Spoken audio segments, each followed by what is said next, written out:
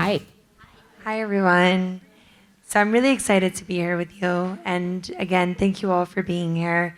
I'm a big fan of you as an entrepreneur, the brand that you've created with your co-founder. And so we're just going to get into entrepreneurship, and I'm sure this is going to be very inspiring. So thank you for being here. Thank you for having me. Of course. So first, I would love to just talk about you as a founder. I would love to hear a little bit of the journey, your day one story in founding and creating Eberjey. Sure. So my co-founder, Ali, is and always was the dreamer. She was the product person. She was the one that always was dreaming up, the next big thing, very, very, very creative. And I'm the operator. I'm the one that makes things happen, right? We used to always say, like, she was the dreamer, and I was the one that would, like, make it come alive and bring it to life. We were super young when we started the business. We were 23 and 24 years old. So, going back to who I was back then, I was a kid. I had one job out of college. I saw an opportunity in something that I thought, could be worthwhile exploring. And we always sort of took the idea of like, okay, if this doesn't work, then we just go back and get another corporate job, right? So we didn't see it as incredibly risky back then. We didn't have kids, we didn't have a mortgage, we didn't have, real life to deal with. We were super young, like I said.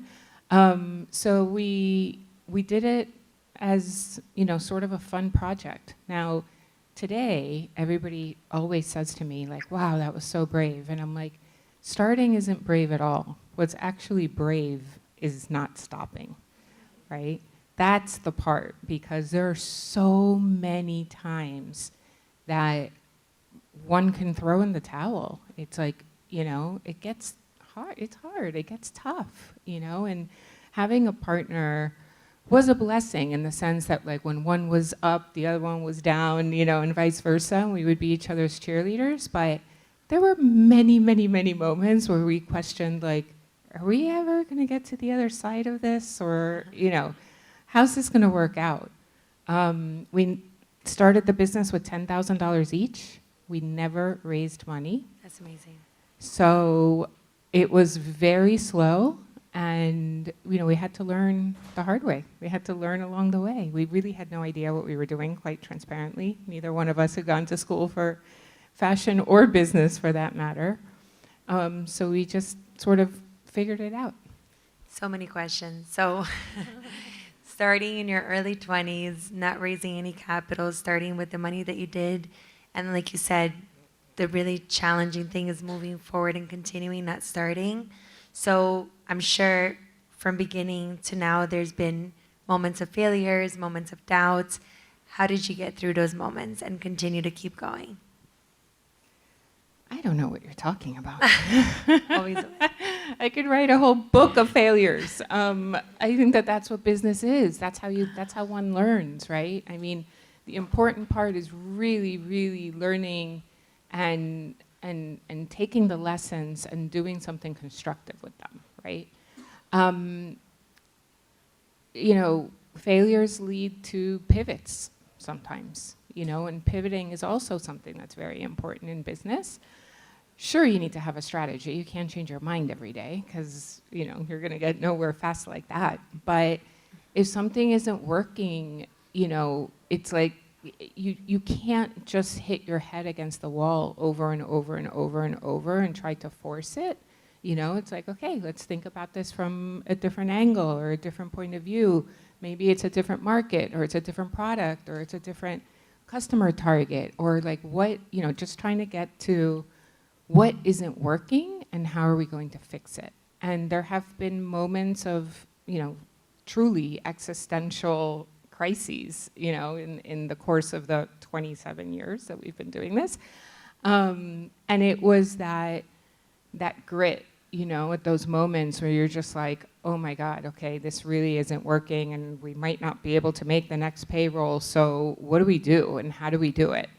And that's, I mean, there have been so many, but even just, recently through COVID, I mean, you guys know, COVID accelerated so many changes for so many people and so many companies. We're no exception. We went into COVID being 75% wholesale. We're now 75% e-commerce. Oh, wow. And so we completely flipped that model, and that channel transition has been so important, both from a customer perspective, where we're like really owning the customer now, and we have that direct relationship with the customer versus the retailer, to margin and cash, and the way we market, all the different channels that we're in now that we were barely in before. Because we started so long ago, we started as a wholesale business. And it was very hard for us to just put resource behind e-commerce because we felt like we were competing against our own partners. But it came to a moment in time where everyone was doing it, and if you didn't, it was like you were sort of left behind, and all of these, digitally native brands came onto the market, started competing with us, and we were like, all right, we got to scale this thing, or they're going to eat our lunch, and we just weren't going to let that happen. I love that. And I know you have a big ethos with your brand and aesthetics to where you really bring out the feminine and natural beauty of a woman, which I think is amazing. And you've always really been about women empowerment in that way. And you just mentioned going from retail to e-commerce and really engaging with your consumer. So can you give us a little bit about how do you engage with your consumer? Because I think it's amazing to have had that shift and have it be such a big percentage online, which obviously means that the consumer knows that you're listening to them. So tell us a little bit about that. Yeah, so for those of you who don't know, I probably should have started with what we actually do. So Eberjey is a brand of pajamas and loungewear, mostly pajamas. It's a luxury price point, not luxury brand as in, Tiffany's, but it's a price point. Why? Because nobody really needs pajamas. It's not something that, you actually need, right? So it's a luxury to just buy the product. And within that luxury, the price point is also something that, is sort of higher end in the market. What we stand for, so we have what we think and our customers tell us are the softest fabrics out there, right? And for us, our tagline, if you will, our marketing tagline is for the softer side of life. And what does that mean? It's not about the fabrics. Yes, of course, in essence, it is because, perhaps I'm biased, but they are the softest.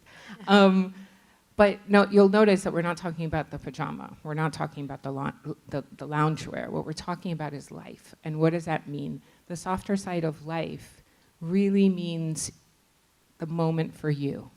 It's like the slow down moment.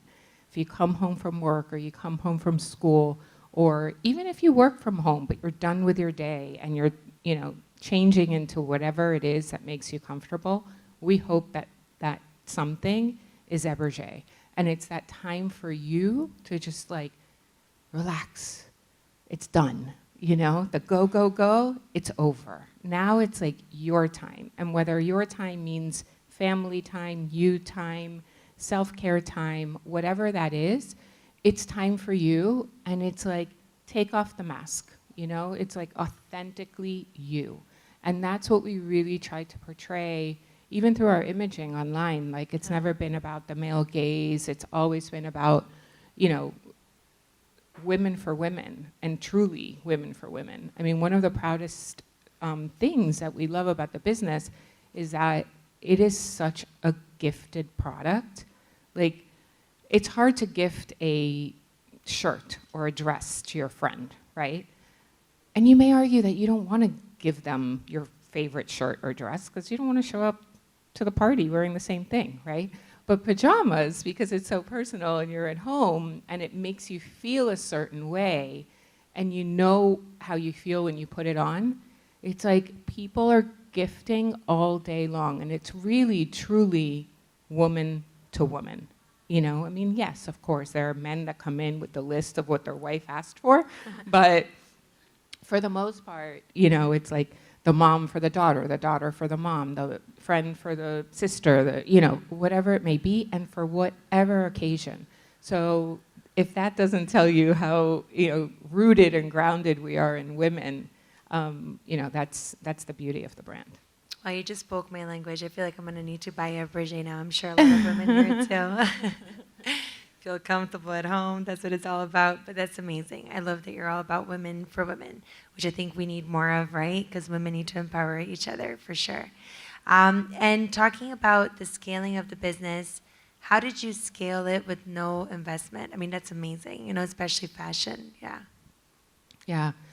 It does seem kind of impossible, quite honestly, to, you know, look back and think that we actually were able to do this. But, you know, the truth is it was just very slow. It was slow, organic growth. We couldn't afford, you know, to buy more inventory. We couldn't afford to pay for more advertising. We couldn't afford, you know, so it had to be slow because that's what we had, right? And that's it. And there was no more.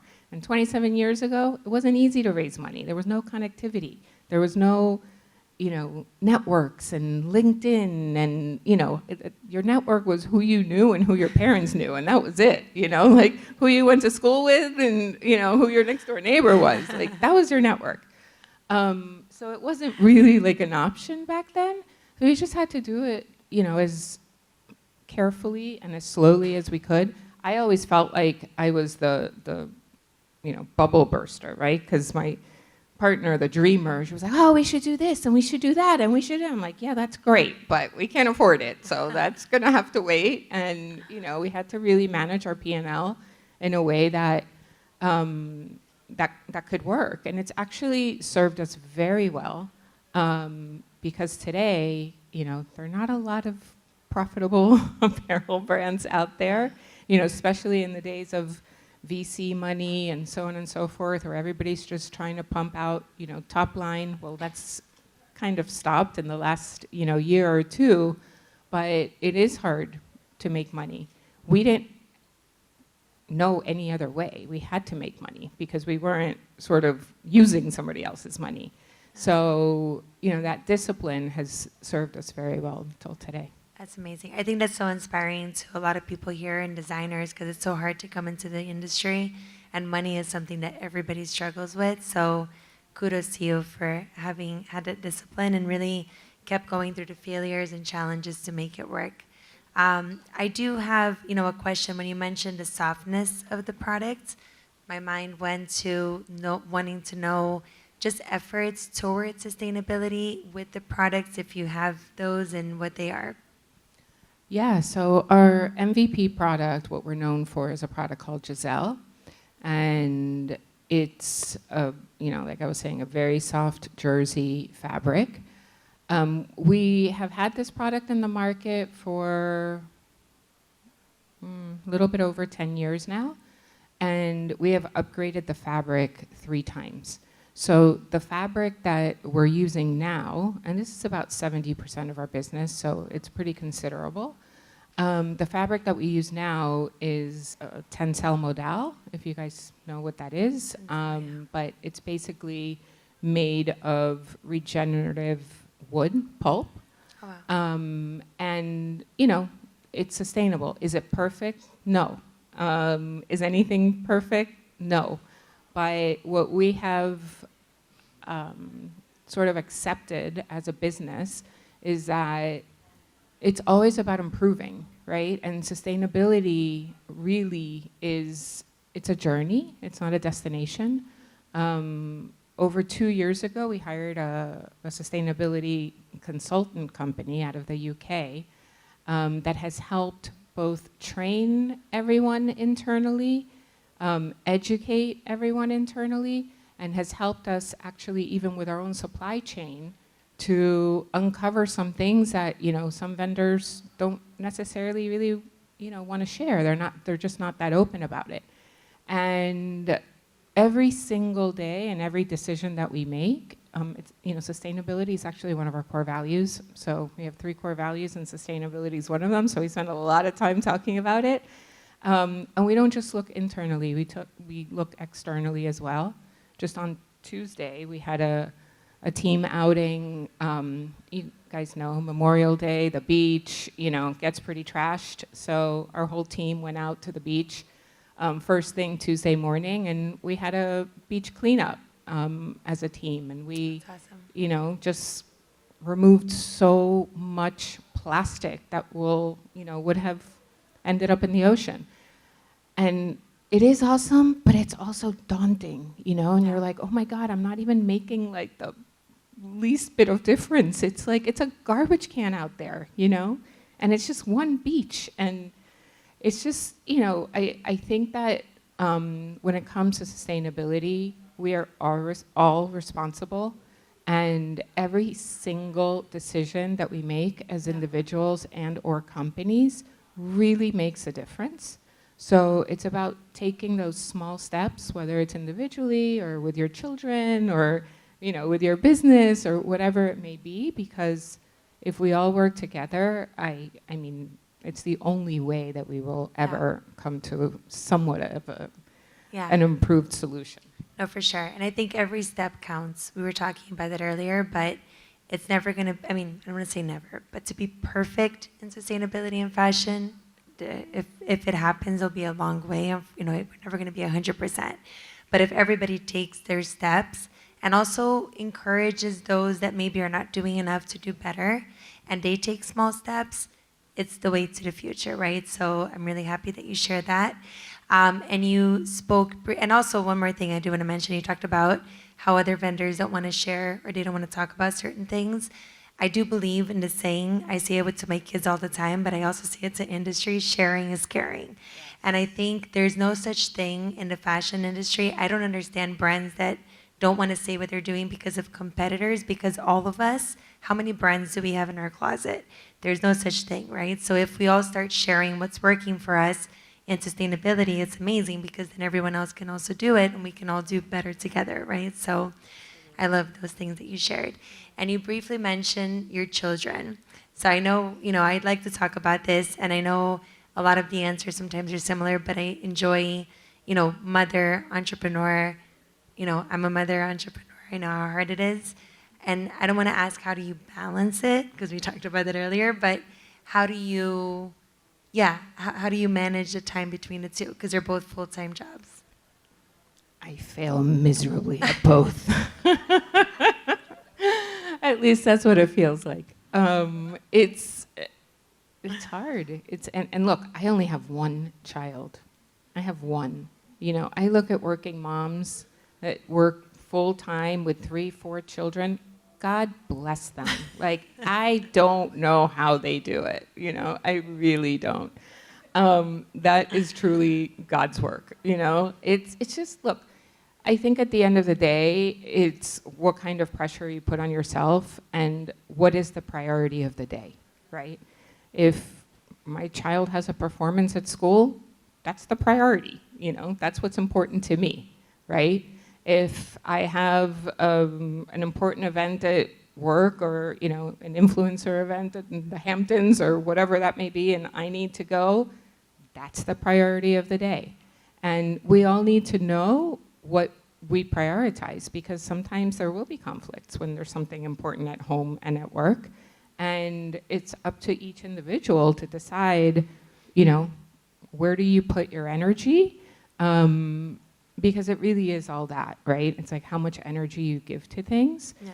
And, I wish that there was balance, but the truth is that there isn't. You just make the best of it. I just make the best of it. I love that. You just made me feel better for being here and out with my kids today. No, but the last question before I bring it to the audience that I have for you is, what's next for Eberjey? Are there things that we should be looking out for? I could tell you, but, we might have to kill you. I think the only thing I'm probably at liberty of sharing is that we are looking at a much bigger retail rollout. I mentioned earlier that 70-ish% of our business is e-commerce now. We also sell to department stores like Saks, Neiman's, and Nordstrom, and Bloomingdale's, and a lot of specialty stores. We have 5 of our own stores, and those stores are like magic. I mean, a customer comes in, and they just fall in love. Whatever they touch, they want to take home. They feel the softness, they get it, they're like, all in. And we're very, very intentional about our brick and mortar, our store retail strategy, what we do, what we don't do, the kind of music that we play, the candles that we burn, how we greet people, how we follow up, we really give her or him, because we make men's now as well, a top-notch experience. And we have an incredibly high repeat rate in our retail stores, and each standalone store is profitable. So, we are looking at expanding there as well. And, a lot of times people say like, oh, your stores are marketing vehicles. And I'm like, me that started with $10,000, I'm like, if it's marketing, it goes in the marketing budget. If it's a store and a business, it has to have a P&L that's profitable, So really looking at, businesses for what they are, and not just like sort of masking everything behind marketing, because that way, we spend a lot already on marketing. We don't need to be in different channels to support it. I love it. And as you were saying that, a dear friend of mine is in the audience, and she does retail, experience. She helps retailers in a huge way, but it's all about the experience. And I don't think the marketing aspect, I think what you're doing based on what you just said to me is that you're showcasing a lifestyle. And I think that's what the consumer is connecting to, and I think that's amazing. So congratulations really on everything. And I'm honestly, I don't know, where's my husband when he needs to be here to buy me pajamas? Because yeah, he probably went hiding. There he is. She needs the silk ones. Yeah, please.